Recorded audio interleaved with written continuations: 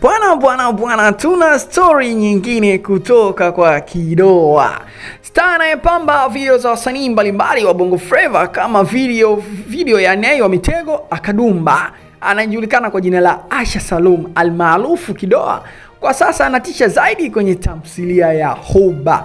Amefunguka kuwa kipindi alivyokuwa anajihusisha zaidi na video vixen alikuwa analipwa pesa ndogo sana, ndio akaamua kukaa pembeni na kugeukia uigizaji.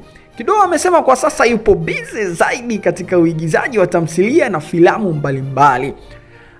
Alinukuu alichosema, "Hakuna kitu kwenye video vixen. Tulikuwa tunalipwa kidogo sana.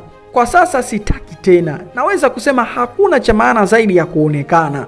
Lakini kama mtu akija na pesa ya maana, naweza kushiriki kwenye video yake." Amefunguka Kidoa akisema hivyo, lakini pia alipoulizwa pesa ya maana ni kiwango gani, haraka alisema, "Pesa ya kueleweka, siwezi kufanya kazi isiyokuwa na malengo.